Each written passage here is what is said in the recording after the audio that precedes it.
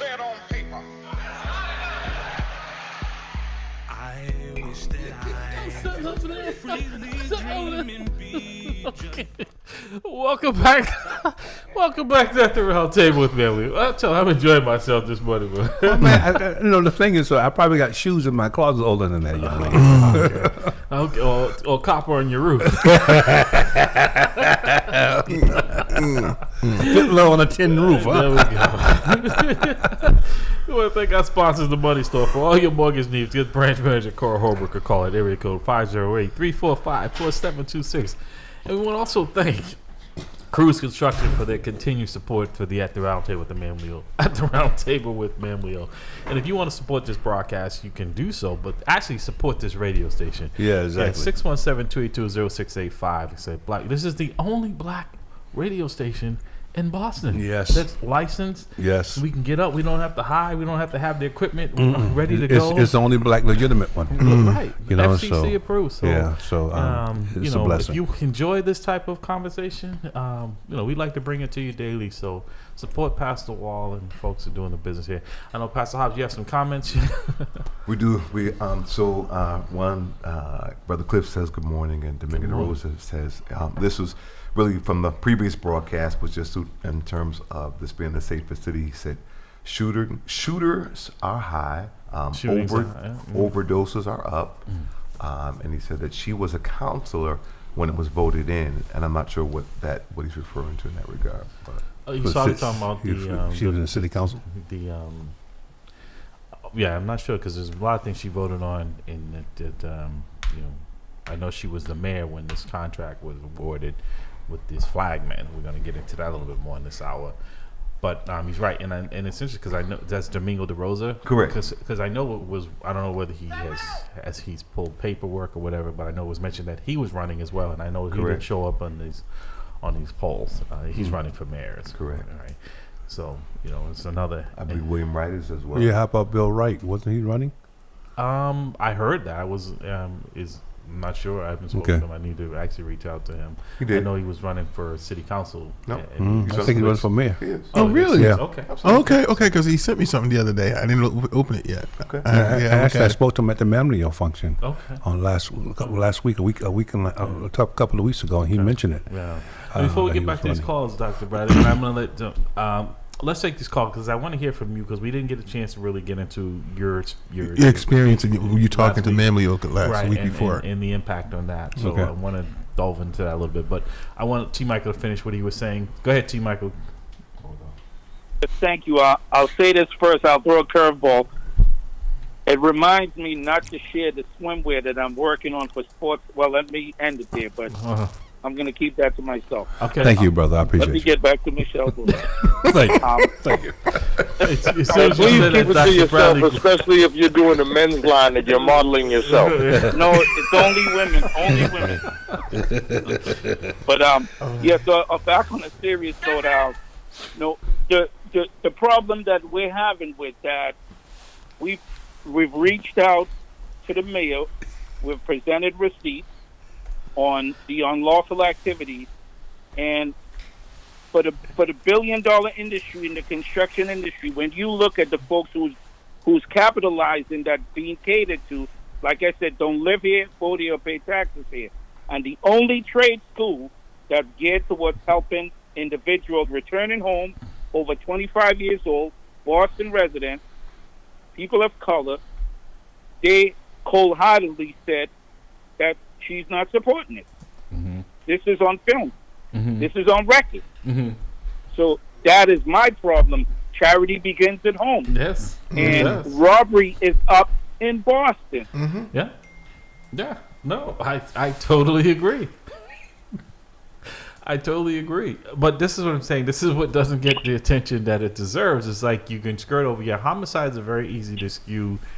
You can't skew them, I should say, because they are what they are, right? When someone dies, it's a homicide. Some of the other ones, you don't talk about the number of shootings because every time a gun is fired and a bullet leaves that could potentially be a homicide. And there are a lot more of those taking place. So if you calculate those into there, it's violent crime really down. It's just that, like I said, we have some of the best medical treatment here. We have some of the best our ambulances, our paramedics are just one step away. So if they get to you with our paramedics, you stand a better chance of getting there when you get to one of our Trauma One hospitals. So, I mean, I don't think they're trying to take credit, because when it start going the other way, then you start to ask, and you ask them, well, okay, well, you had this magic formula that was working. What happened to it? You know, and there is no answer for that. We know crime scales up and down, up and down, up and down. You know, so here we go. I think the more go on, Helen. You can go. Well, I was going to say, one of the good points too to make is that about the vote, like, as was already mentioned earlier, it's like she only won with about 20% of registered voters that first time around. And that includes temporary college students, what a lot of people don't realize. That included a lot of temporary college students with all their ballot harvesting. It's like you had a whole bunch of communist white kids, like Cal Walsh, the Markeyverse, and those who supported Elizabeth Warren, who ballot harvested and got temporary college students to vote for her. And that's only about 30% of Boston's registered voters are college students. Yeah. So you have little communists like Cal Walsh, proud communists, people who like make a point of saying that they're communists, that ran around ballot harvesting. So coming from Cambridge and outside the city. So it was even a machine that was outside the city of Boston. Same thing. Don't live there. Don't live in the city. Don't work in the city. Don't pay taxes in the city. And weren't born in the city, and were coming in and ballot harvesting from outside the city to get her voted in. I want only 30%. Right. I want to get you guys' take on this. We were talking about at the beginning of the hour. Dr. Bradley, want to get your this recent RFP in which the flagman was the version of the details. That lucrative contract, from what I'm told, was awarded to Ed Davis.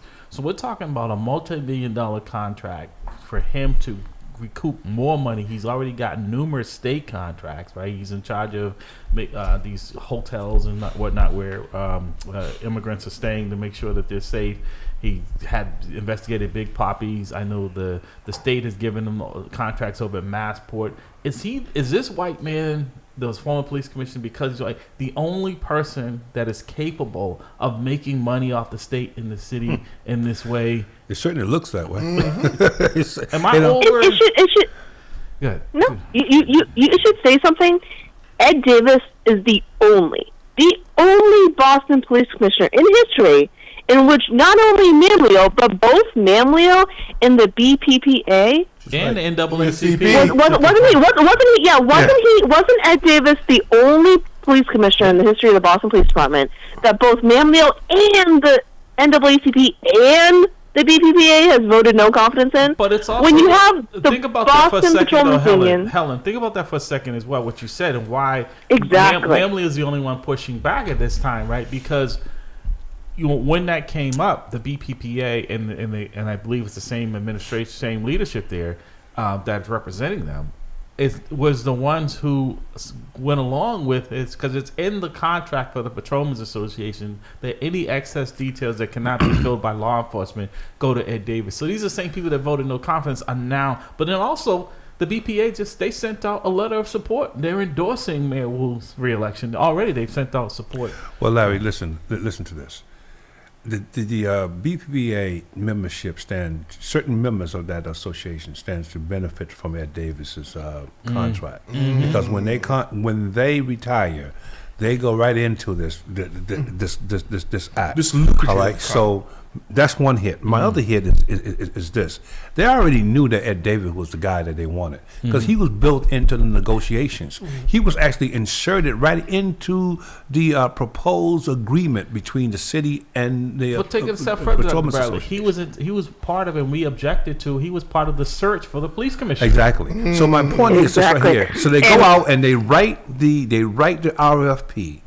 And they actually structure the RFP in such a way where he's the one that will qualify, and then they want to say it's legitimate. It's a bunch of horse manure. But this is why And I can tell you something too, is that here's a hint. Yeah. You have Wu picks Davis. Davis is the only one on the panel picks Cox. Cox used to head up IA. Plenty of stuff that they cover up there. Similarly, that's going on right now. I won't name exactly who, but there is union leadership that is currently possibly, the word is the same tactics being used. Let's say the leverage of the, whether it be IAD or ACD along those lines being used, and magically, you got the support of the BPPA. Yeah. No, we've got some real issues here, and Absolutely. I'm just wondering. I don't think, Dr. But I don't think we're up to the task, Rose and Dr. And folks, I don't think folks are still paying enough attention to this, because this is clearly, in my opinion, Ed Davis is lining his pocket with taxpayer money. You headed up safety and climate for Randolph School for over 3 years, right? Because you have to have 3 years experience, right? But we all know that the fix was in. Yeah, I did it for 7 years. Okay, so but it's saying the minimum of 3 years, right, Yeah, in that right. capacity. But the other, it begs, how many black people have had the opportunity to be the police commissioners, to be in a position where they are actually able to Not this? many. Exactly. We only have 2 in the city of Boston. Right. Well, you can count Dennis, so Oh, maybe 3, 3. if you count Three. Dennis. Yeah, Right, 3. for 2 weeks. Yeah, Right. but he was Right, there. right. Well, T. So- Michael, thank you, sir. Helen, thank you. Appreciate you calling in. I know I owe you a call. We're definitely going to get, matter of fact, this weekend, if you're available, I'm going to make that call. We're going to clear these lines. I know other folks are calling in. Any more comments here, Pastor Hobbs? Yes, No. can I say a Yeah, quick go ahead, thing sure. before I get off the line? This is T. Michael. Like I said, I have receipts to prove the RFP process is rigged straight across the city, coming out of City Hall. Yeah. I challenge anyone to sit with me. I have the receipt. Well, if you haven't, And- bring them. I and think that there is Yes, I have my receipt. you know, And like I would say, this much. Great show, and I will be listening. thank you. And Helen, Thank any final remarks from you? Did we lose Helen? Okay. All right. Yep, I'm still here. Okay. So I'm any still here. no Hey, final I want to make. Yep, last comment Yeah. is that with Wu and Pat Rose Sr. might as well have been mutual Menino cronies. Yeah. I think It's like, she had considering all that happened with that, it's like, and all that she knew still covered up. It's like, look back at that. A lot of it leads right back to Menino and his administration. And this is a kind of reforming of it. Thank you. Thank you, Helen. I'll be in You're touch soon. Dr. Bradley, wanted to touch on, you spoke to the body of MAMLEO a couple of weeks ago. You were the keynote speaker. We got into it a little bit last week, but I want to get your take on what feedback, or do you think it was resonating with the folks in the room, and how do we build on that? Because we are in some real dire times. Well, I think what I picked up, and I was actually doing the speech. I was like not in the audience, obviously, but based on the facial expression, it was like, wow, I didn't know that. It was like people are like, are you serious? So, but what I tried to do in the speech for the people who are listening, I was invited to be the keynote speaker at MAMLEO's Black History event, brunch, where they were recognizing Black history. And I did probably about like a 10-minute speech on whitewashing Black No history. pun intended. Exactly, through education. And in that process, I talked about things that I gave examples of creations, of inventions that our people made that a lot of people didn't know. Something as simple as the doorknob. You know what I mean? Right, and right. people were like, I never knew that. Elevator. Elevator, or the flying machine that people Blood thought. transfusion. That, exactly. So I had like 10 different pieces. Then I went to, rebellions. Exactly. One of my students said to me, a black student, who was we were out of the classroom. We were walking away from the classroom, and he pulled me aside and said, "Doctor, I'm just curious. If slavery was so bad, why didn't people rebel?" And I was like, "That's interesting. They did. You just don't know about it." Right. You know what I mean? Right. And then Because again, history's whitewashed. exactly. So I'm going down the line and giving people, rebellions that happened that they didn't know about. And I started out with the Nathan Bacon rebellion. Now, Nathan Bacon was a white man, but it's significant for Black Americans because that's when involuntary servitude stopped and slavery started. And also, that's when rich white men told poor white men these black people and brown people and beige people are your problem. Yep. It's not us. They're the reason you They're the got a reason why job. you don't have anything. Yeah. And so that's why, and they started to implant that separation. Mm-hmm. And I also talked about a term called meritorious manumission. But let me- Meritorious Let me manumission. just unpack, because what you just said, that piece you just said about when he said that what these people, we see that today. That's Yes. this is just a duplication, because if you don't understand that history, then you don't understand the tactics that are being deployed. Exactly. But So what's happening is that by denying that information from being a healthy part of Americans' history, you're really not teaching truth in their history. So what you're doing is you're whitewashing and you're making it better for the, because you're concerned about the opinions and the feelings of the little white kids in the room. You don't want to tell the truth about what their forefathers did to get them where they are. and then make it seem like the reason why you're not successful is because you're not trying hard enough. Exactly. And no matter how hard you try, the deck is stacked against you. you know. Well, the other thing too is that one of the things I talked about was the fact that during slavery, we have this war, and Harriet Tubman was the first woman to really lead, people, men into battle in America, because she had her own force there Right. to free some slaves. Never lost one. Yeah, no, exactly. But now you have freedom. Free to do what? Free to go where? Free to with what? Now, think about this. As white Americans came from, I would say white Europeans came from Europe to America because there was no land left in Europe. It's an island. Especially England, it was an island.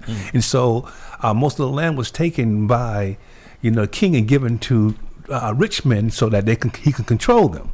So now you got people coming from America. Americans, the government was saying, if you can get here, we will give you 50 acres. All right. And so what you end up having was rich white men paying for people to come. So if I got 4 families, I just increased my farm by 200 acres. Okay. You see it? Yeah. All right. And so now you have this. All you had to do now is actually come here and serve for 7 years, and then I would give you, your right to the land. That's what caused the Nathan Bacon Rebellion, because they were giving them bad land. Oh. But that's another whole point. Right. But my point here is that they never did that for black Americans. No, we didn't So they even get freed that them 40 acres in there. exactly, 40 acres and they in had there. nothing. Yes. They just freed them into poverty. Yeah, no, freed them into servitude. Exactly. Right. Exactly. So Jamal, you have a history of trying to educate black people, and I know I've seen your work as. And I'm so tired. I no, and I hear don't you, blame you. brother. I hear you. And that's what I'm saying. So I said it because when you hear what Dr. Bradley is saying, and he spoke to these folks, and I know I spoke to him, it's like talking to a wall sometimes until they get it. Like I keep saying, the only thing MAMLEO's missing on his shirt is that if you're here long enough, you will get a turn, Yeah. right? Yes. I because- mentioned that, by the way. Did you? I did mention that in my speech. Because you have had turns. Yeah, I have right? had my turn. And Trust it me. doesn't matter. We've had people as high as police commissioners, right, black, that they are not treated the same. So this myth that somehow if you have a certain title or a certain position, that you're going to be treated like the rest of the team. We know that's not the case. Yeah, when you get Well, the first position, of all- it loses power, by Yeah, the way. right. But I'm sorry, Jamal, go Okay. on. No, first of all, right now there is a modern Nathan Bacon revolution. And that's when all these people think they're going to get some bacon. And they ain't gonna get bacon. Can't get the eggs either. All right, Jamal, you got it. So, I've asked this question many times on this broadcast, is where do we go from here, right? Because I still don't think people are understanding, like, they're seeing this in real time. They're seeing these cuts to programs. I was talking to an elderly woman, and she said, her food stamps, they cut them down to $78. And then I recently was talking to her, and she said now they're down to 0, right? Because she was looking for food. And I'm like, honestly, things are scaling down in that area too. But I say this because all these things that they're dismantling, it's like the economy. It doesn't just start up right away. The effects will be lingering. And so what Donald Trump is, like, he came in on Obama's turning things around, and then he had no new ideas. And once that started to fade away, there was nothing because he's not focused on fixing things. He's more concerned with breaking things. Yes, that's what 2025 is about. Project 2025. Right. So, but it was right there in clear view. People just, that's not. He doesn't really mean that. That's just no, exactly. Until it actually personally affects them, like they think it's going to affect somebody else. Right. And unfortunately, they say study history not to repeat it, but to learn from it. But we've never learned. Right. And the fact that every time they try to scapegoat or try to like blame society's problem on one group. Like it never works out, and what happens like after that group is gone? Now you're gonna turn to another group. Well, this is why Jewish brothers and sisters will say never again, and they mean it. That's why they understand the Holocaust. Like we can talk about Hitler in this country, but we cannot read about Harriet Tubman and the Tuskegee Airmen, things like that. But we can. They did nothing. Not even one iota of what Hitler did. In Germany, you can't talk about Hitler. No, you can't. It's against the law. Right. It's against the law to talk about it. But I see in this current administration, I think if black people don't understand the value of the vote now, they will never understand. Amen. Thank you. Yeah, that's a valid point. I don't know what else to say. Yeah, that's a very valid point. I mean, even when you give them the history, like I mentioned, the military's manumission, where the Assembly of Virginia back in 1710 voted that if you actually tell the white master of any brewing rebellion, or you create anything to make him money or build him a house, when he demands it, we will free you. But we will free only you, not your other people, just you, the inventor, the creator, the one who actually was assembled and told everybody. Yeah. All right, thereby dividing the black community. Dividing us, and that divide is here today. Yeah. So if you don't understand it, man, if you can't get what is happening out of Washington, I don't know what to say to you. It's funny how you said they divided us. Even on Sunday mornings, when there's one time when black people could get together, they made sure the fact that like the people could actually do. You know what the term "the Sunday's best" come from? Some of the slave masters would dress some of their slaves in better clothes, and other slave masters just let them show up to church in their regular field clothes. And the ones that were dressed a little better would actually take that as a sense of pride that look, my master dressed me better than yours and stuff like that. And that to this day, and I tell people like sneakers don't make you. Your character's on the inside. It ain't what you're wearing that makes you. It's what's on the inside that makes you. And then stop like putting value based on material things that can basically deteriorate. And like, hey, Hobbs, he talking about you. 617-220-685. 617-220-685. See, this is why someone sent me and said, "Oh, is MAMLEO doing anything else for black?" I said, "I don't know because I don't celebrate Black history." And like, what do you mean you don't celebrate Black history? I said, "Because my history is every day." Yeah. And I say that because we should be having those conversations daily. Yes. And we should be having speakers in like you to reinforce that. We're gonna wait till next February to have someone like yourself come in and educate folks. This is why we don't know it because we don't teach it. And every day they are pounding in what they want this country to be like. Yes. They're not taking a break. They're not doing it 1 month. No. They're doing it every single day. It's like a marketing campaign. Like everyone knows McDonald's and Burger King, Coca-Cola exists, but we still see commercials every day. Exactly. Okay, so that's what they're doing right now, is indoctrinating us and making sure that you're brainwashed, you're fed what it is. So you've got to actively make sure that you're getting the proper information and you feed your brain good news, good energy, and know that you know your history. And I suggest to people try to listen to motivational speeches. That question, Dr. Bradley, that you said one of your students asked you, how come black people didn't rebel back then? The question should be, why aren't we rebelling right today? now? Yeah. Thank you. And I think what we're doing now is rebelling. Talking. It doesn't necessarily have to be violent. Yes. No, it doesn't. We're not talking about physical, but that's what I'm saying is that again. If us defining and following into that, this is Black History Month. We do things. We acknowledge. I saw stuff coming out now. This month is Women's History. Yes. Well, you see, and I mentioned that in my speech. I think Dr. Woodson did Carter G. Woodson did an excellent job. I think he, for the time, at that moment, at that place, he said we need to identify the contributions that Black American made to the society. Well, we built it. Every industry that you have the White House in America, we built. Right.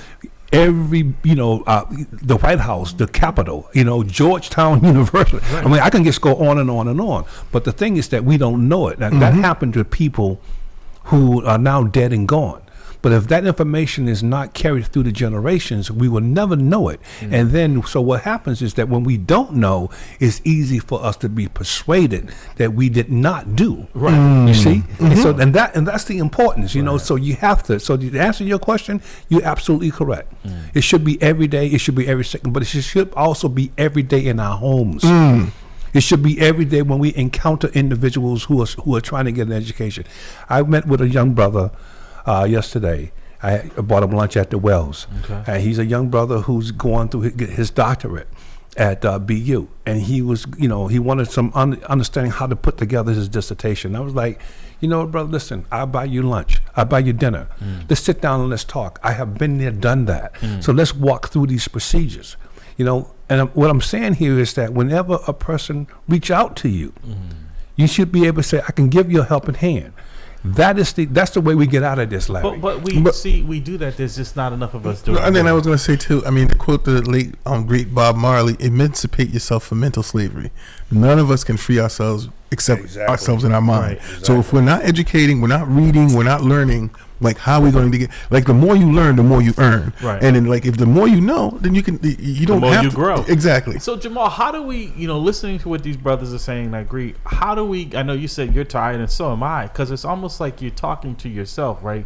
It doesn't seem like we're able to expand that way of thinking with a lot of our folks. That they want to be accepted more than respected. Jamal. Yeah, no, I mean, and just in the past couple of days, I've been consuming a lot of social media foolishness, and I enjoy it for like mindless, it's entertainment. Distraction, particularly while I'm working or whatnot. But some of these young kids are brilliant with comedy and this and skits, but and they're getting millions of views. So if we were to develop a 10-minute thing, and we got the keys to life, we're never going to be as popular as this kid, doing this comedy act, or this guy with the new rap song, or the whatever. Like, so when we talk about like how to compete, I don't believe so. But then also too, I also go into my own understanding of what I think is consciousness, which is that there was never going to be a massive thing, Pastor Hobbs could tell you, it talks about, 2 women will be grinding at the wheel. One will be gone in the twinkling of an eye. It talks about the separation of the wheat from the chaff or chaff. I still don't know how to pronounce it, but you know what I mean.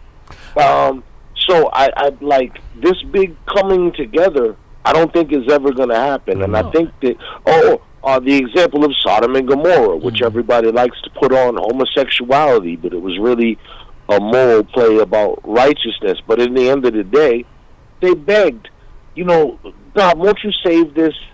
If we could just find, you know what I mean? But at the end of the day, they had to skedaddle because they couldn't find that amount of righteous people. Right. So before we grab this other call, Jamal, this is what I'm saying. This broadcast, not just this one, I'm talking about this radio station, is a perfect example. If people really wanted to support this, so you could have these type of conversations, so they could be educated every day, investing in it, right? We will go out and spend our money. We will stand in line for an iPhone, for some sneakers, or $1,500 Jordan sneakers. That's not going to enrich them in no way. Actually, going to make them put them more in poverty.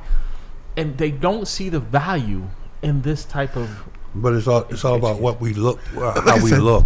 I talked about the EE ratio for entertainment versus education.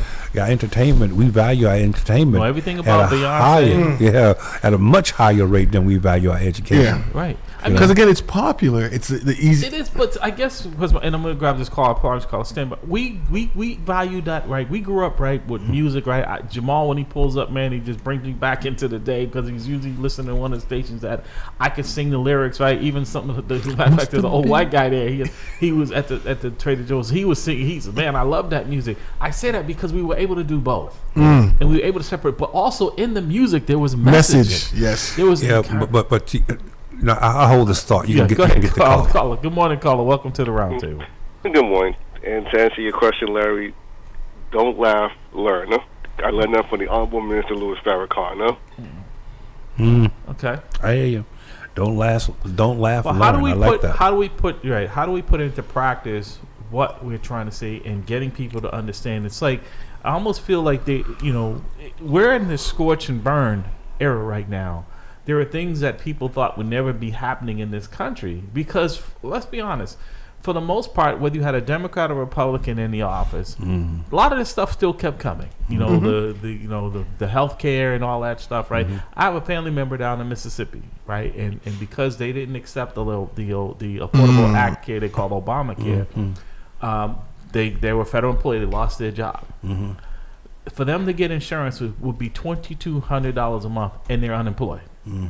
So you tell me where you can afford $2,200 a month for insurance with no job in Mississippi, right? And now try to find a job in Mississippi. That's not going to compensate you as well as one that you had, by the way. But the only chance some black people had of getting jobs, like we know, right, in the police department, these jobs that afforded us a very good pension, right, on the back end, right, that we wouldn't get if we worked at Walmart for the same amount of time. And that's not disparaging, but that's just the reality, right? Yeah. That we wouldn't be in the positions that we're in. Those are the type who would built that middle class generational wealth for a lot of black people in federal government. Yeah, but this job was not meant for us, though. This job was meant for other people that did not look like us, because of what we are getting, and now that we're sitting and retired, right? But that's where, Larry, you just hit that nerve.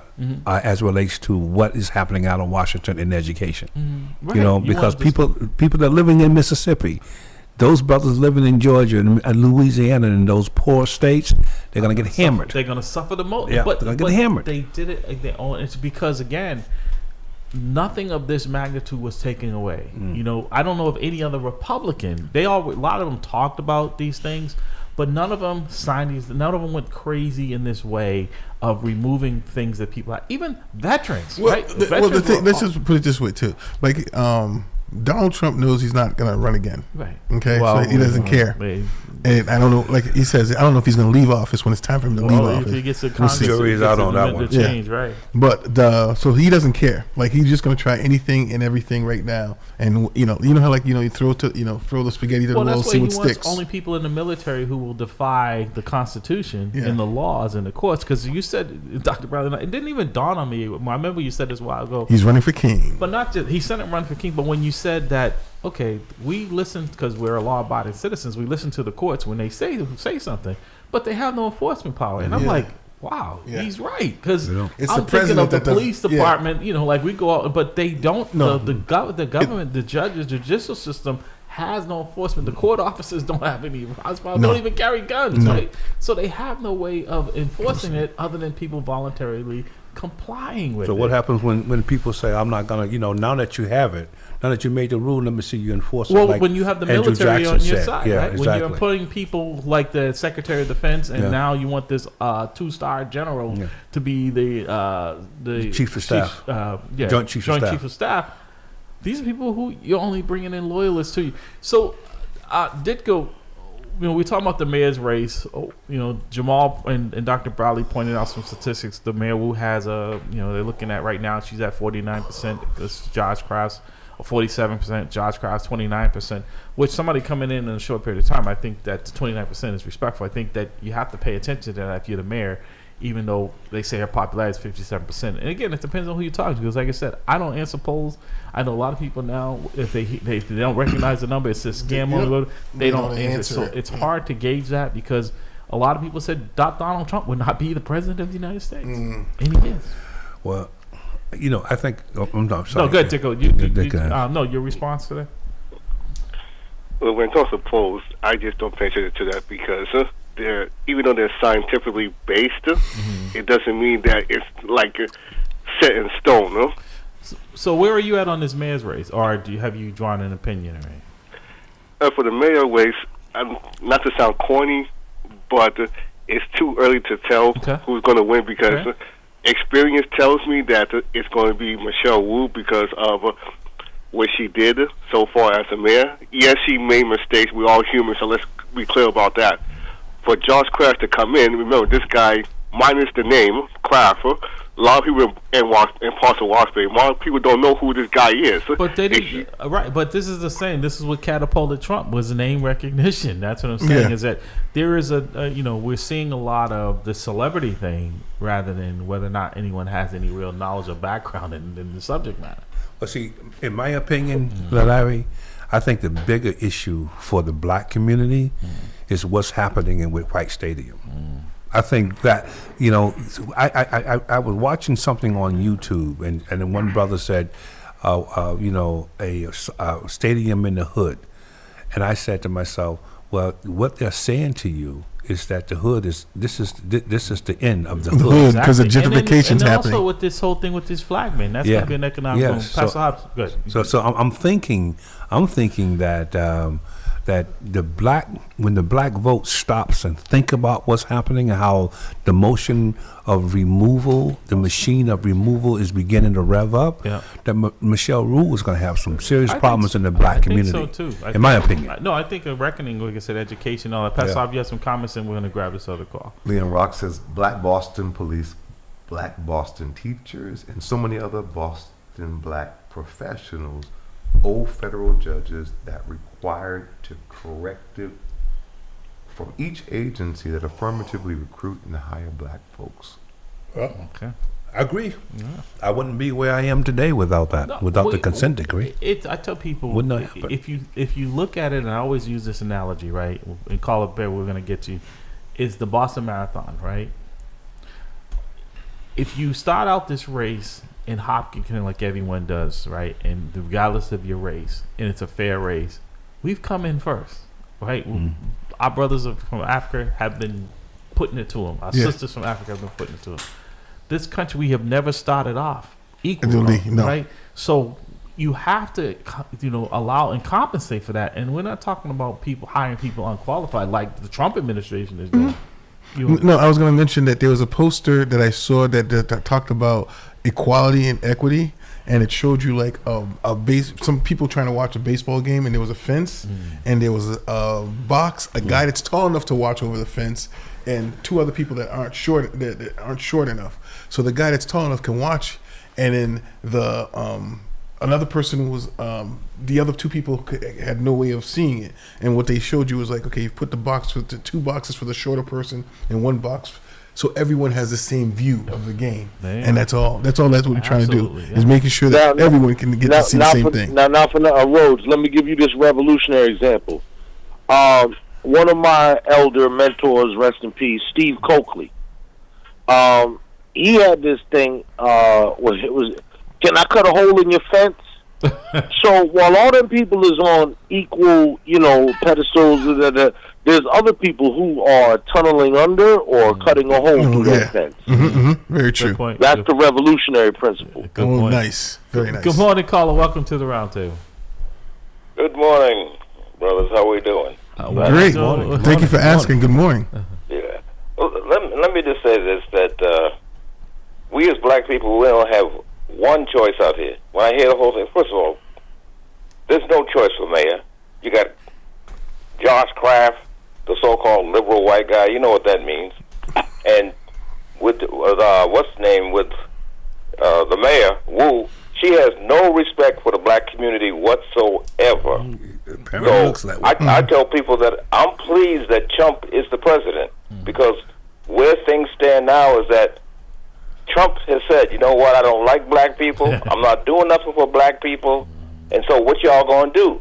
So what I'm saying is, what's resonating out here now is that black people are starting to say, you know what, the only thing we got now is each other, so what are we going to do? Well, Siddiqui, let's unpack that for a second. You say that. Are you seeing any actions to support that? Because I had people like, I tuned in the other day. Roland Martin had this thing, and I sent out this thing and said, and it was over 200, almost 200. When I got off, it was like 235,000 people on there. And I'm like, we respond to those type of things, but then what's the follow up? What's the action plan? Well, see, I wasn't I was on a panel recently about this whole thing around so-called boycott of that company that you're talking about, Target. Mm-hmm. And I said, I want nothing to do with that because of the fact that we got to learn from history. That the bottom line is that conceptually we got to think about what everybody else does. What we got a $2 trillion GNP as black people. Mm-hmm. So we don't need to be asking Target for $2 billion. But they're not going to do it anyhow. So all I'm saying is that we got to look to each other in terms of what has to happen. Like the brother called in about a school. There's no reason why that school should not be functioning right now when it's going to offer trade skills for our young people. Amen. So, But the other piece, we got to do what everybody else. Circle our wagons and just do for us. Go ahead, Jamal. Let me just say to you, Jamal, and I'll let you speak. The other thing is, like I said, where can we take our $2 billion and support a black version of Target? That's the thing. They know we have to come back, even if we stay away for a day or two, right? They know we need these things, and we have not built up an infrastructure. We don't have. Well, actually, I'm going to say this. We don't need these things. In this country, they make sure that you're a consumer, okay? Like historically, if you understand, we can go way back. But the fact that we call a gasoline engine, it's supposed to be an internal combustible engine. When Henry Ford first made the car, he told people, just grow your own corn and make corn oil and grow your own wheat and make ethanol, alcohol, moonshine, and that's how you powered the car, because they weren't gas station oil companies all over America yet. The infrastructure was yes, there. Right. And then so therefore the reason why they actually had prohibition, it wasn't about alcohol, husbands beating their wives. It was because the oil and gas companies wanted people to no longer be able to distill their own fuel at home. But I think Siddiqui has a very valid point, and I hear what you're saying. That where do we go? Because we need the products, we go to where black people are selling those products. Right, that's what they did in Rosewood. No, I know, but see, different was Rosewood had an infrastructure, right? But what I'm saying is that you couldn't go into these white establishments. But if we actually work with and encourage people to open those businesses, because we have that $2 trillion buy, I will say it will happen. I don't disagree with that, because I want to get this. But here's the thing. When Dr. Bradley opens up his place, right, will we support it? And the answer is okay. Well, here's the thing too. That's my point. No. Here's the thing. And these days, you don't have to build a brick and mortar. There's plenty of people that do black-owned businesses that are just on the internet. And so, if you want to search and you want to go and do research, then I have to support Amazon, who the guy that is in bed with it. How do I get it out there? You look for black-owned businesses online and you deal directly with them. You don't go through Amazon. Okay. Jamal, go ahead. You wanted to finish saying what you said? Okay, all I wanted to say was, I really hope that we could be very careful when we do these things. So, Siddiqui, when you come on and you say, like, Michelle Wu has no respect for black people, that is a super duper, that's a charge, you dig? And so, while we, you others could not agree with this or that, like, so what are you saying? She's a vile racist and has just no regard for black people? Because I can't rock with that. That's her. That's what you're saying? Oh, absolutely. Let's look at the White Stadium. I heard the doctor talk about White Stadium. Nobody talks about the fact that before they went public about what you had to do procedurally, she had already cut a deal with them white women beforehand in terms of what they were going to do. And I'm just saying, bottom line, across the board right now, when you talk to black people in this community, they talk about how she disrespects the community when they ask her to want to meet with her or whatever. If you don't go with her line, then you're not going to happen. When we went down there about the O'Brien School in December of 23, we didn't say we want a meeting. We said, just like my man there from Colorado there, Dion, we said, we coming. And about 20 folks down there at City Hall, they said, well, she's busy. And we said, well, we'll wait. In 20 minutes, she was there, and we negotiated. So all I'm saying is that she has no respect for the black community, and that's pretty widespread now in terms of the sentiment that's out here. So what are we going to do for ourselves? Go ahead, let him respond to Diggy. Okay, I mean, my thing is just that it's very difficult for me to hear that, because once again, like, to say a specific individual has no respect for the black community, which is very broad, right? As opposed to specific issues where there may be disagreements or, things were not answered in a timely manner. But like, if what you're trying to say is that like she's just a racist who disregards black people, I can't rock with that. Well, let me say this because Jamal, let me just say this, that there's going to be a session today at the Roxbury Community College Student Commons. Mm-hmm. That's being convened by folks from all across the city. It's been organized by City Councilor Tanya Anderson, and it's because of the fact that there's been such total disregard for not only the black community, but the city in general in terms of Mayor Wu listening, that they're convening about what strategy is going to be in terms of moving forward. What time is that in the location again? It's at it begins at 11 o'clock. It's from 11 to 3. It's something like a luncheon or what have you. It's going to be at the Roxbury Community College there, Building 3, Student Commons.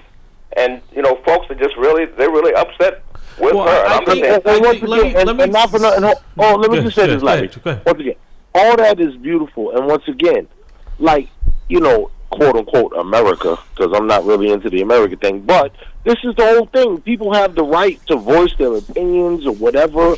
So people who disagree with her or her policies or want to vote them out or want to support Kraft, I'm not into none of that. The only thing that I'm saying is, like, to me, like, fairness. I don't think she's a racist. In fact, like, I'm 99.999% sure she's not a racist and does not have anti-black sentiment. So you can disagree with policies and everything. And that's where I'm at, Jamal, is on the policy issue. And I think we were talking about this recent awarding of this contract to Ed Davis is another example of not taking black people into consideration. It's like, I think they're tone deaf on a lot of these issues and what impact. Would I have given a contract to Ed Davis? No to the no. Right. And that's what I'm saying. But also, when people were talking, and Siddiqui raises a good point, when they were talking about the O'Brien School, right? There are a lot of issues that impact us. So I could see where one would say, you know what, she has a lack of respect for black people. But I hear across the city that that's why I said is that what's really troubling, I remember Michelle was saying it numerous times that when she was in the council, the reason why she went for mayor, because she felt like she wasn't being heard. And now she's doing exactly to the public what she said she didn't like being done to her, is she's not listening. And that is my biggest pushback with her, is that whether you agree with what I'm saying or not, I have a right to be heard. And if you're an elected official, you have an obligation to listen. And that's not what's taking place here. The White Stadium is another example. These bike lanes, these are policies, these are issues where people are saying we don't want this. The vast majority of people are saying we don't want. Well, I know what's best for you. We're going to spend the money on that anyways. I just think we can't attribute every time we disagree with policy. No, I totally agree. It's not about. I wouldn't say it's right. Exactly. That's the only thing. Like, she's doing that because we're black and she don't like black people. That's the part that I can't get with. We might be on other sides of an issue. Yeah, right. And I think that's fair to now. That's how I look at it. You never hear me say, I think she doesn't like black people. I don't think she does enough for our issues. Right. And I can't get in her mind and say why. Well, what are our issues? Me and Siddiqui are both black. Yeah. We have different issues. See what I mean? But for me, one of the biggest and most important things is the education here in our city, where we're closing schools, we're not improving the education, and the vast majority, close to 90%, if not more, in the kids in the schools, the academia are our kids. That's the most important thing. It's like, we teaching in our home, but a lot of parents aren't equipped to do so. So our kids go there, and they're not getting what they need there, and there's been no improvement there. And I think there's not been enough pressure applied on a lot of these colleges that get these tax breaks. We have a system in place, we just haven't activated it, and we haven't put the pressure on them for what they get to give back. So that's what I'm talking about. And if like you just said, Jamal, was that a study that based on a child's reading in third grade, That's how many how prisons are we going to be need. built. Yeah. They're not talking about by the based on their reading in third grade, how many schools we're going to build. We're closing them. Well, they're not talking about based on the reading the third grade of a white community. They're talking about that of a black and people of color community. Exactly. You know, that's where we they're got to go to focusing. jail to vote. Yeah, exactly. Dicko, before we let you go, any closing comments? We're running on time. No, do we? Yeah, we're running. Support the People's Academy, yeah. What's that? Support the People's Academy, yeah. Okay. We definitely do that here. Yeah. No, we support education. You know, we support people getting enlightened and people getting organized and people staying disciplined. Yeah. So one And of by our doing text that, messages we need to support this radio station. Yes, because we it's do. an education vehicle. Yes, and then what's going on with the voter registration? So one of the comments from one of the texts I'm getting says Michelle Wu drops a black cent any chance she can. Michelle Wu is a racist. She hired someone like Jessica Pierre, whoever that is, uses the word chinky left and right when she is a racist. Whoa. When she doesn't have respect for her own kind. That's what I'm saying. This is the comments that we're getting. So Yikes. people's opinions, Yikes. right? So that are listening to the broadcast. So and people are entitled to their opinion. Like I said, I wouldn't go there myself that far. But I do question the policies, and I do question an administration that I think is tone deaf to people in that they serve. And Okay, my little thing. I'm gonna just say this. One, people have castigated Michelle Wu for being Chinese. You know, first of all, her people are from Taiwan. Big difference. There was a revolutionary struggle, whatnot. So Soon to folks be should another get one, by the way. Second thing, a lot of people make a lot of Asian jokes. And just fun fact, my daughter is half Filipino and black. I'm the black part, okay? And when some people make these jokes about Asian, I'm just telling you, be careful who you saying it around because you might get popped in your eyeball, okay? So for me, it's just it hits a little different. Yeah. And it's really sad that we've become, I think, so uninformed and tribalistic that we don't even know our world geography. We do not have a geopolitical view, a world view, or any of this. So we're very narrow-minded, and particularly here in Boston. Well, in this that's the climate in this society. country now, unfortunately, Jamal, right, where people have sided mostly on race, and we're heading more towards that divided country, because what we have in the White House and folks are bowing to that. Siddiqui. Well, what I'm saying is somebody by the visual, somebody could call my daughter a chink and get punched in their forehead. Is what I'm saying. Was unfortunately that's again that's again by design. They want to divide. Siddiqui, and they be completely wrong. Do you know, as they say, united we stand, divided we fall, and we're definitely falling for this right now. Final comments before we go? Again, what's the event today, if you don't mind? What it is that City Councilor Tanya Anderson and her advisory council there, whatever, they're convening a session today from folks from all the different neighborhoods at Roxbury Community College, Student Commons, building number 3. It's from 11 till 3 o'clock, and it's to talk about a lot of the issues out there that they feel that have not been addressed by Mayor Wu and her administration.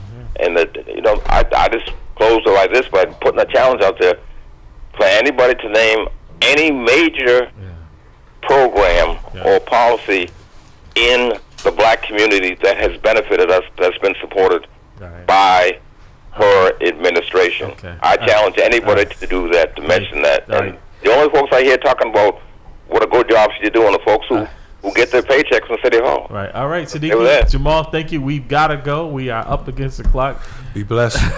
Be blessed. And highly favored. All right. Amen. Jamal, we'll talk to you soon, brother. Appreciate you. You guys take care. Yes, sir. All right. Well, what a spirited conversation. You've been listening at the Roundtable MAMLEO. With God's will, we'll be back next week. Amen. You know that was directed at Jamal, right?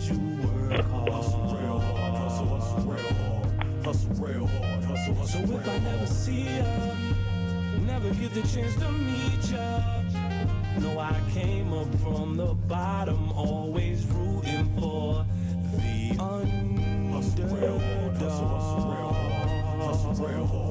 I wrote 300 songs in 1 year, Boogie will tell you I'm on it. I got unreleased songs for days, they don't want it. Eat any MC in the game, it ain't a challenge. If your music reflects who you are, then you's a coward. I can see through the lies, you ain't living what you spitting. If your money's so long, why your dog's in prison? Why your baby mom's stripping, why your mom's still living in that same broken home that you used to sell piffin'? You ain't gotta lie to me to sell me a track. You ain't gotta rock fake jewels or walk around strap. I respect artists getting money, but love them for spitting crack. And the fact that one track can move a family out the trap. It's a dream for us lost souls brought up in the mix. I'm motivated by the artists coming out in my midst. And the artists that paved the way when I didn't exist. Music's a skyscraper, I'm just trying to add a couple bricks. This is for the dreamers. They say I am a dreamer. Cause I still believe that anything is possible as long as you work hard. Hustle real hard, hustle real hard. Hustle real hard, hustle so if I never see ya, never get the chance to meet ya. No, I came up from the bottom, always rooting for the underdog. Hustle real hard, hustle real hard, hustle real hard.